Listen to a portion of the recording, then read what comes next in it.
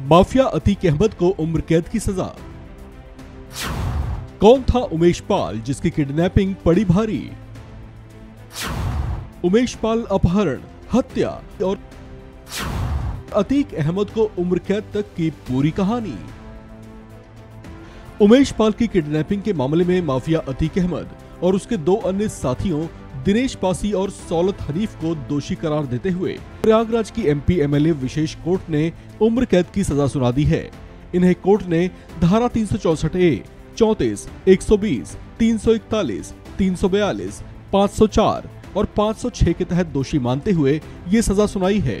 जबकि इस मामले में अतीक अहमद के भाई अशरफ अहमद समेत 7 अन्य को आरोप मुक्त कर दिया गया है। जिस मामले में माफिया अतीक अहमद को ये कठोर सजा सुनाई गई है वो उस उमेश पाल के अपहरण से जुड़ी है जिसकी कुछ हफ्ते पहले ही प्रयागराज में दिन दहाड़े गोलियों से भूनकर हत्या कर दी गई थी। दरअसल ये मामला जुड़ा है 28 फरवरी साल 2006 से, जब अतीक अहमद के इशारे पर इसके गुर्गों ने उमेश पाल को अगवा कर लिया था। उमेश पाल अतीक अहमद के खिलाफ हत्या के एक संगीन मामले में मुख्य गवाह था। अतीक अहमद चाहता था कि उमेश पाल कोर्ट में गवाही ना दे ताकि हत्या से जुड़े उस मामले से वो बच पाए, लेकिन उमेश पाल पर लाख दबाव बनाने और उसे डराने धमकाने के बावजूद ऐसा हुआ नहीं। आपको बता दें कि उमेश पाल 25 जनवरी 2006 को हुई राजूपाल हत्या के मामले में मुख्य गवाह था। उमेश पाल राजूपाल का ही चचेरा भाई था। आपको बता दें कि जिस राजूपाल की हत्या करवाई गई थी वो कभी अतीक अहमद का ही राइट हैंड हुआ करता था, लेकिन साल 2004 में उसने अपनी राहें अलग कर ली थी। इस रंजिश की शुरुआत भी उसी साल से हुई। साल 2004 में अतीक अहमद ने समाजवादी पार्टी की टिकट पर फूलपुर से चुनाव जीता।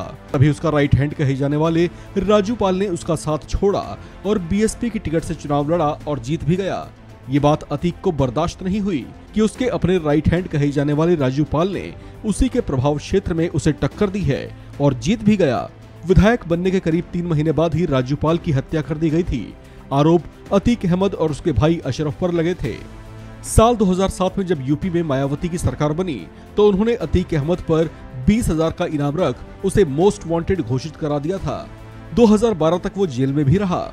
उसकी सुनवाई के दौरान 10 जजों ने खुद को सुनवाई से अलग कर लिया था। कहा जाता है कि ऐसा अतीक अहमद के खौफ की वजह से था। राजूपाल की हत्या के मामले में उसी का चचेरा भाई उमेश पाल मुख्य गवाह बना था, जिसकी किडनैपिंग भी अतीक अहमद ने साल 2006 में करवाई थी, लेकिन वो उसके किसी दबाव या डर में नहीं आया। ऐसे में अतीक के लिए मुसीबतें बढ़ती जा रही थीं। उसे डर था कि कहीं राजूपाल हत्या मामले में उसे लंबी सजा न हो जाए। इस बीच कुछ हफ्ते पहले ही प्रयागराज में दिन दहाड़े उसकी गोलियों से भूनकर हत्या कर दी गई, जिसमें अतीक अहमद के बेटे समेत कई बदमाशों पर आरोप लगे। अतीक अहमद को हालांकि राजूपाल मामले में तो राहत नहीं मिली, अलबत्ता इस बीच दिवंगत उमेश पाल के अपहरण के मामले में उसे और उसके 2 अन्य साथियों के साथ उम्र कैद की सजा सुना दी गई है। बताया जा रहा है कि सजा का ऐलान होते ही mafia Atiq Ahmed court room में ही रोने लगा था। शायद वो कोर्ट से किसी रहम या रियायत की उम्मीद लगाए बैठा था, जो हो न सका।